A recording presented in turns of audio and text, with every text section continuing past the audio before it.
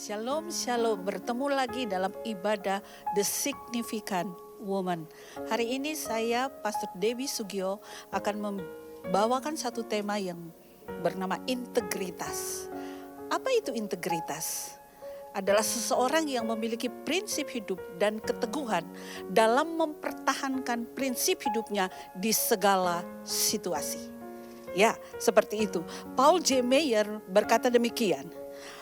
Integritas adalah jujur, komitmen, setia. Apa yang ibu-ibu katakan, itu juga yang ibu-ibu lakukan. Dengan kata lain, saudaraku yang kekasih, apa yang nampak di luar itu sama dengan apa yang nampak di dalam. Artinya tidak ada topeng. Artinya tidak ada yang namanya kedok. Tidak ada yang namanya kemunafikan. Bapak ibu-ibu yang saya kasihi dalam nama Yesus Kristus, bagaimana kunci untuk membangun integritas?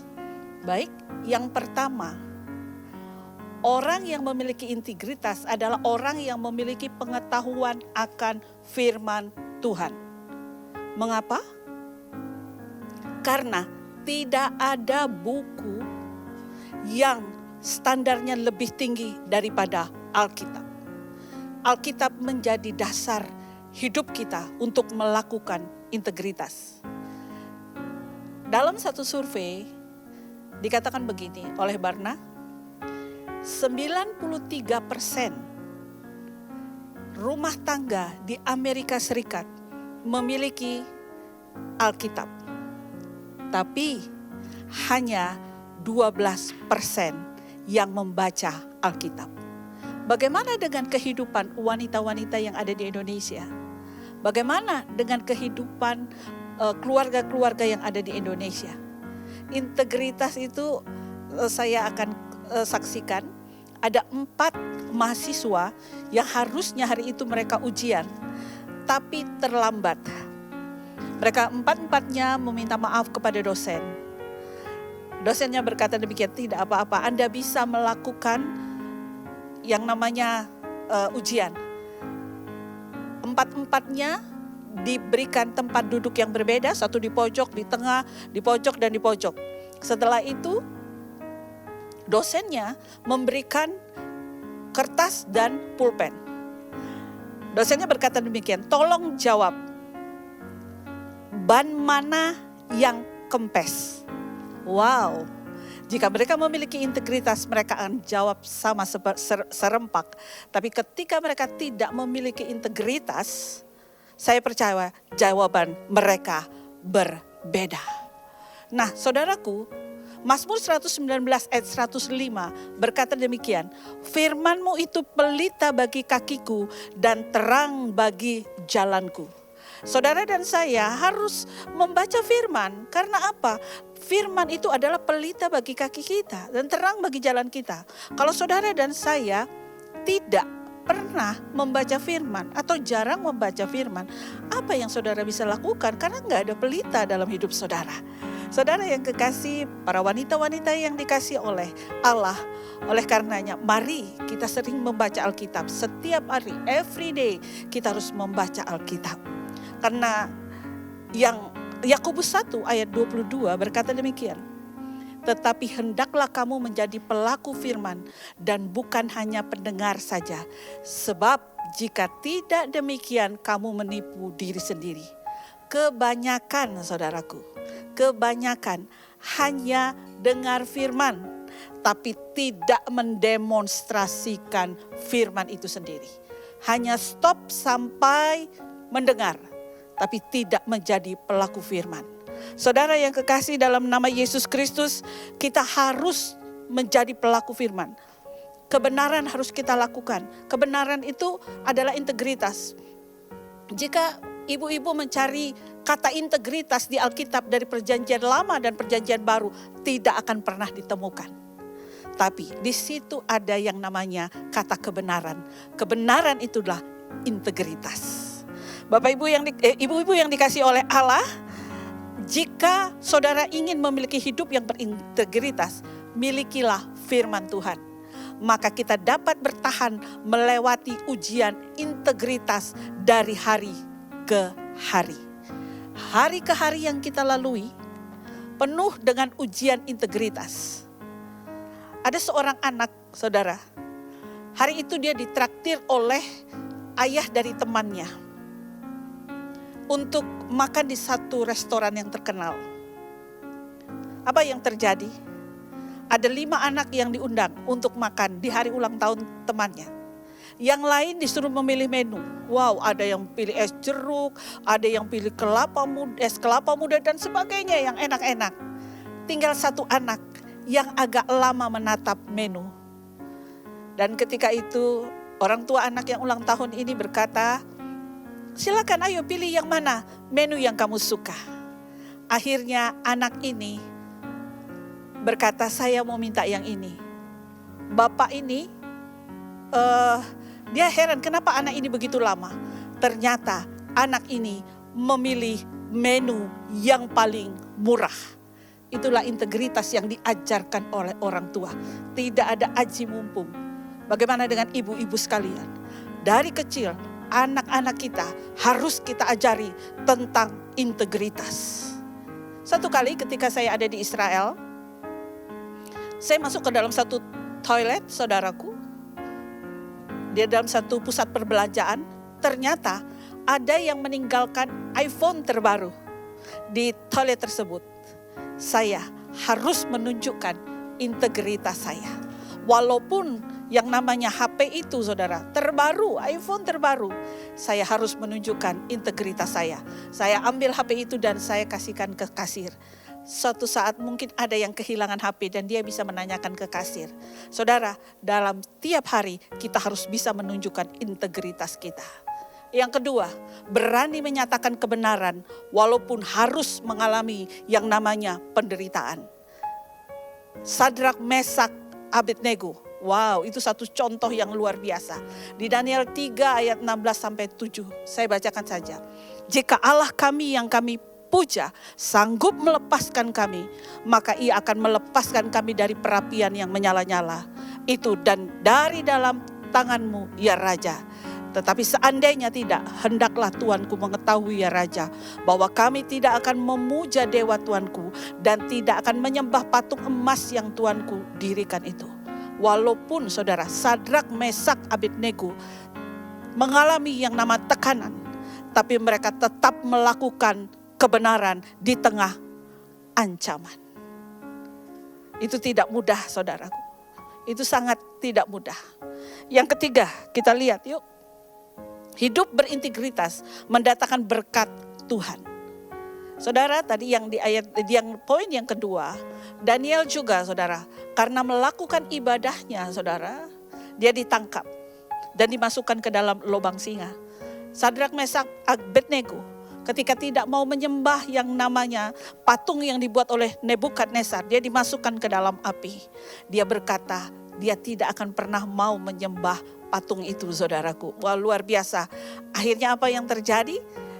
Yang ketiga, saudara, hidup berintegritas itu mendatangkan berkat Tuhan. Matius 5 ayat 8 berkata, berbahagialah orang yang suci hatinya, karena mereka akan melihat Allah. Warisan paling bernilai yang dapat kita berikan kepada generasi selanjutnya adalah integritas. Saudaraku, hanya orang yang berintegritas yang akan melihat Tuhan. Oleh karena itu, mari kita miliki integritas. Apapun keadaannya, tetap katakan ya di atas ya, tidak di atas tidak. Karena begini, tidak ada warisan sekaya integritas. Artinya, warisan paling bernilai yang kita tinggalkan kepada generasi berikut adalah integritas. Integritas adalah aset yang terbesar. Nah, yang jadi pertanyaan kita hari ini, kualitas hidup seperti apakah yang sedang kita bangun selama ini untuk diwariskan ke generasi berikutnya? Mari para wanita tetap memiliki integritas walaupun keadaan tidak nyaman. Tuhan Yesus memberkati. Shalom sahabat Significant Woman di rumah atau dimanapun Anda berada. Senang sekali kita dapat berjumpa kembali di program Significant Woman di bulan Februari, bulan yang penuh kasih sayang ini. Tadi Ibu Pendeta Debbie Sani sudah memberikan firman Tuhan yang sungguh sangat memberkati kita mengenai integritas. Ibu Debbie Sani sudah memberikan arti mengenai integritas dan membagikan kunci untuk kita membangun integritas. Nah, sebelumnya saya mau bertanya lebih lanjut ini Bu, mengenai khotbah Ibu tadi. Saya mau menanyakan mengapa kita harus memiliki integritas? Mengapa integritas itu sangat diperlukan di dalam kehidupan sehari-hari? Ini satu pertanyaan yang sangat bagus ya. Mengapa kita harus memiliki integritas? Karena apa? Karena integritas itu adalah kualitas yang Tuhan cari dalam diri seseorang. Ya. Firman-Nya di 1 Petrus 1 ayat 16 berkata demikian. Kuduslah kamu sebab aku kudus. Saudara, Tuhan menghendaki supaya kita kudus. Oleh karena itu dalam hidup kita sehari-hari kita harus serupa dan segambar dengan Tuhan. Ya. Terus yang kedua dari itu adalah integritas menentukan masa depan kita. Orang yang memiliki integritas pasti ada perbedaan dalam hidupnya. Ya, betul. Pasti ada perbedaan. Dan Tuhan mengasihi kita dalam hidup kita. Yang ketiga, integritas itu berpengaruh pada lingkungan. Yes. Oleh karena itu kita sebagai wanita harus memberikan contoh, harus menjadi role model bagi anak-anak kita. Generasi berikutnya, apa yang kita ucapkan itu juga yang kita lakukan. Betul. Kita didik anak-anak kita memiliki nilai-nilai kerajaan Allah, yaitu apa? Integritas.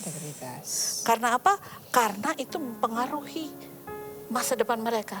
Ya. Ada amin? Betul. Amin. Nah, integritas adalah setia pada komitmen, bahkan ketika itu tidak membuat Anda nyaman. Betul. Ya, seperti itu. Pertanyaan selanjutnya nih Bu Debbie, saya mau bertanya dari mana sih integritas yang sejati itu dibangun?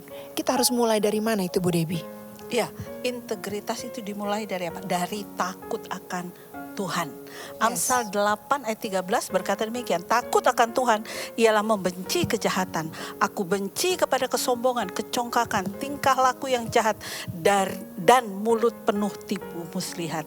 Jadi saudara, dari takut akan Tuhan. Kalau kita takut akan Tuhan, kita akan melakukan apa yang Tuhan perintahkan dalam hidup kita.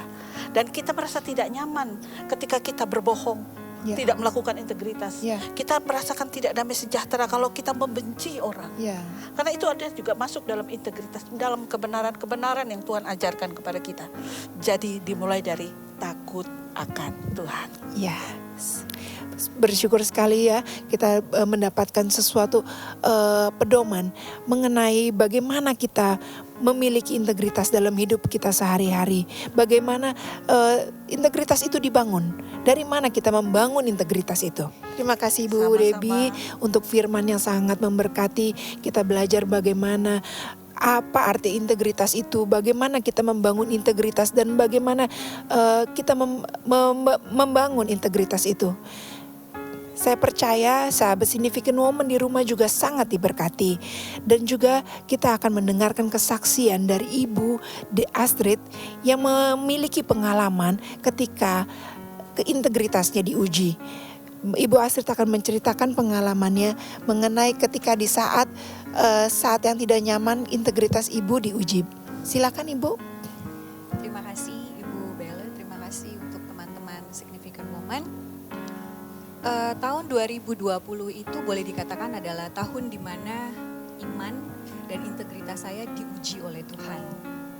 Semenjak saya menikah, bahkan semenjak didiagnosa saya memiliki adenomyosis dan PCOS atau disingkat dengan PCOS, itu dari tahun 2008. Jadi sejak tahun 2008 sampai tahun lalu, tahun 2020, saya melalui serangkaian prosedur medis dari yang namanya treatment untuk ini, kemudian hormonal, kemudian banyak prosedur medis lainnya yang harus saya lewati. Dari yang badan kurus, kemudian badan mulai melebar ke kanan dan ke kiri, kemudian mulai untuk kurus lagi, itu sudah saya lewati. Kemudian namun di awal Mei tahun 2020 akhirnya dokter ngangkat tangan dan menyarankan saya untuk melakukan proses histerektomi atau pengangkatan rahim. Karena ternyata prosedur yang sudah saya lakukan selama bertahun-tahun itu hasilnya nggak ada. Gitu. Dan jujur itu sebenarnya membuat saya jadi nggak pede sebagai istri. Iya. Sebagai wanita membuat saya jadi kayak, kenapa Tuhan gitu, maksudnya kenapa kayak orang kok begitu gampang gitu memiliki anak. Tapi saya kok kayaknya susah, ada aja gitu. Ya. Rasa Saya nggak tekanan ya. Iya, betul. Iya gitu. Terus karena impian saya ketika saya dilamar kemudian ketika saya memutuskan untuk menikah adalah saya bisa membahagiakan Iya, orang tua betul. saya, orang tua suami dengan Iya. melahirkan anak dari rahim Iya. sendiri. Iya. Seperti itu. Dan ternyata itu belum selesai. Itu di awal Mei. Beberapa minggu kemudian saya mendapat tawaran. Saya dipanggil di kantor, mendapat tawaran yang begitu menggiurkan, Ya. yang menurut saya tuh bukannya hanya sekedar untuk bisa membiayai saya pra dan pasca operasi histerektomi, Iya. namun Karena juga biayanya besar iya, ya. benar biayanya Yang besar dibutuhkan dan sangat besar ya. iya benar. Dan tawaran tersebut adalah wow, bikin hidup tuh berkelimpahan. Tapi syaratnya cuma satu aja, saya harus convert seperti itu. Iya. Harus berpindah agama ya. Iya. Lalu saat Dari itu, keyakinan ya. Ibu ya. Iya betul sekali. Lalu saat itu waktu Ibu Astrid mengalami hal tersebut, apa yang Ibu Astrid lakukan? Apa keputusan apa yang Ibu Astrid ambil? Karena itu diuji integritas kita. Iya. Betul sekali. Apa yang Jujur ya, saya manusia. Betul. Gitu. Saya pengen sembuh, saya pengen membahagiakan suami. ya?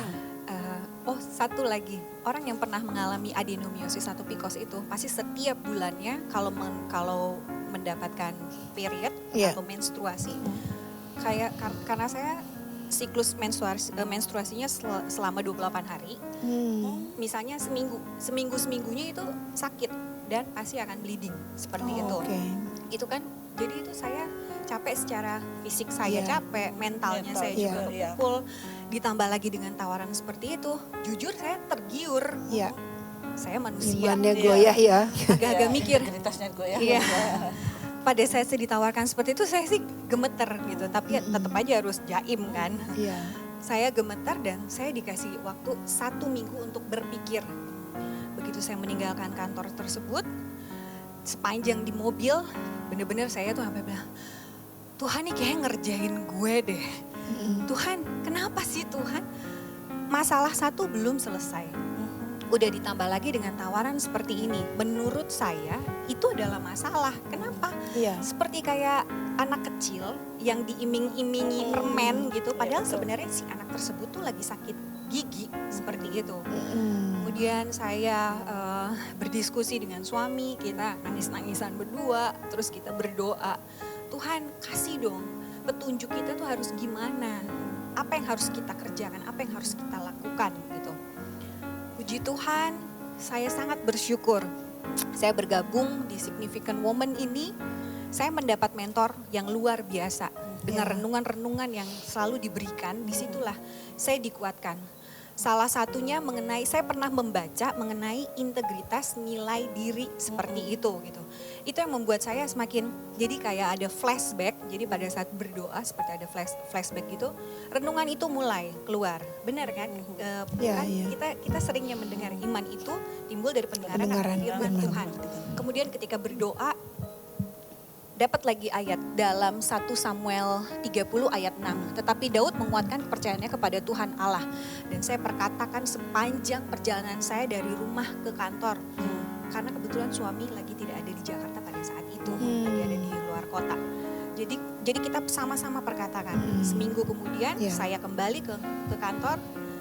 Saya siap untuk mengatakan enggak. Saya Wow, saya luar tidak biasa. mau menolak. Wah, teguh ya. Iya. Saya bukannya tidak mau menolak. Saya menolak tawaran tersebut, tapi saya tidak mau menukar salib Kristus dengan tawaran saya harus berpindah Iya, keyakinan. betul. Seperti itu. Puji Biasa, Tuhan. ya. ya di saat Integritasnya dipraktek, ya. integritas Ibu Astrid dipraktekkan Iya, ya. betul. Ibu Astrid menolak untuk berpindah, walaupun tawaran itu sangat menggiurkan ya. Sekali. Padahal Ibu Astrid juga memiliki kebutuhan yang mendesak. Ya, betul. Puji Tuhan Bu Astrid, terima kasih untuk kesaksiannya. Saya yakin kesaksian Ibu Astrid sangat memberkati sahabat Significant Woman di rumah. Saya percaya sahabat Significant Woman juga pernah merasakan situasi-situasi yang tidak nyaman dan integritas Ibu Significant Woman diuji. Ya. Tapi saya yakin dan percaya sahabat Significant Woman akan keluar menjadi pemenang. Amin. Amin Ibu Debbie. Ya. Oke, sebelum menutup ibadah Significant Woman ini, kita akan berdoa terlebih dahulu. Silakan Ibu Debbie. Ya, mari kita satu di dalam doa. Terima kasih Bapa, Engkau sangat baik bagi setiap kami. Engkau Allah yang tidak pernah meninggalkan kami. Engkau mengajarkan kami kebenaran-kebenaran, yaitu integritas dalam hidup kami. Biarlah dimanapun kami berada Tuhan, kami mempraktekkan integritas Amin. itu. Walaupun keadaan kami tidak menguntungkan, Yes. kami mau tetap setia kepadamu. Amin, amin. Kami percaya ketika kami setia melakukan integritas yang ada dalam diri kami percaya Bapa di surga tersenyum atas hidup kami. Amin. Terima kasih Bapa, kuatkan dan teguhkan para signifikan woman yang ada di rumah. Apapun yang dialami Tuhan, mereka berpegang teguh, melakukan integritas dengan Yes. tidak goyah. Amin. Terima kasih Bapa, kemenangan menjadi bagian kami. Kami percaya Tuhan, apa yang kami lakukan, apa yang kami pertahankan hanya di dalam Engkau Tuhan, Ya. tidak pernah sia-sia. Amin. Terima kasih Bapa buat firman hari ini. Kami percaya setiap firman yang keluar dari mulut Allah itu tidak pernah kembali dengan sia-sia. Amin. Di dalam nama Yesus kami berdoa. Amin. Amin. Shalom, Significant Woman. Bertemu lagi dengan aku Shirley. Bulan Februari ini identik sekali dengan bulan kasih sayang. Aku punya tip and trick untuk membuat gift buket coklat yang dapat kita berikan untuk orang-orang yang kita sayangi. Bahan-bahannya coklat, apa aja ya, nggak perlu bembeng atau apa aja. Stick es krim, terus vas, plastik yang seperti ini, plastik. Terus nanti plastiknya kita potong-potong seperti ini ya. Isolasi untuk kita pengikatnya, gunting, spon yang kering ya. Kita mulai ya. Ini plastiknya udah saya potong, pertama-tama saya potong. Pertama kita siapkan sponnya dulu, terus kita masukkan ke dalam vasnya. Kemudian kita siapkan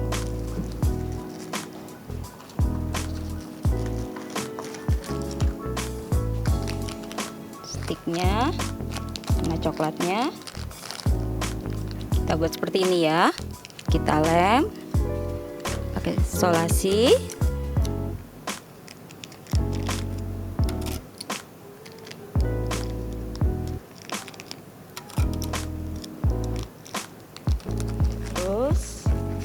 Plastik yang sudah kita potong-potong segi 4, kita buat seperti ini.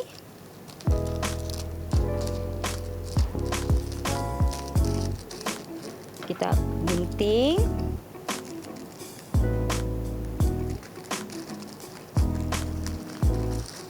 Terus kita masukin. Nah, kita isolasi lagi.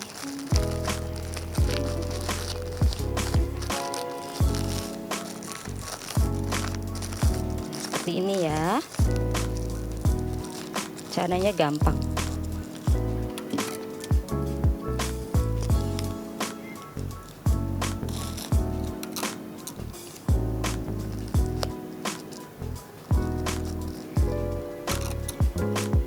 Kalau sudah kuat, kita siapkan ini berapa banyak.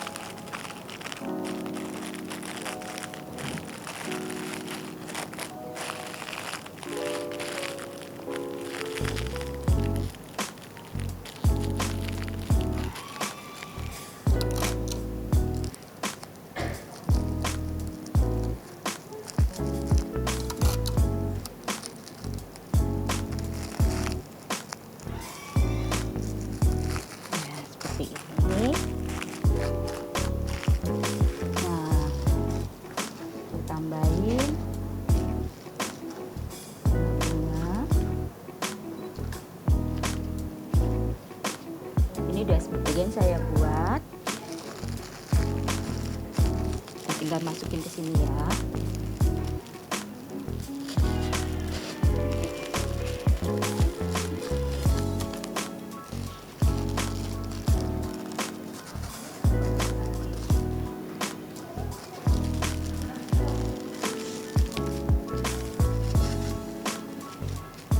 Jadi deh paketnya kita selipin.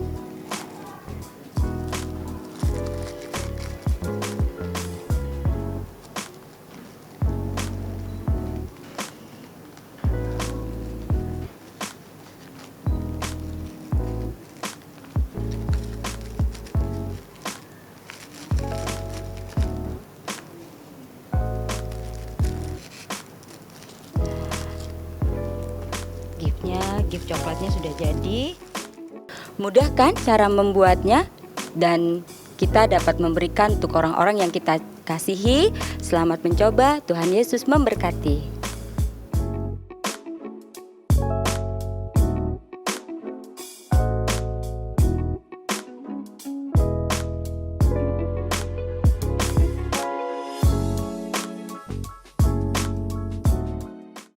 Puji Tuhan, kita sudah mendengarkan firman Tuhan yang disampaikan oleh Ibu Debbie. Saya percaya sahabat-sahabat Significant Woman pasti memiliki integritas yang luar biasa. Ibadah sudah selesai, mari kita angkat kedua tangan kita. Terimalah berkat kasih karunia dari Allah Bapa, Anak dan Roh Kudus di dalam Yesus Kristus Tuhan, yang memberkati kita dan yang akan menjemput kita di awan-awan yang permai. Mari kita yang percaya kita katakan, Amin. Tuhan Yesus memberkati.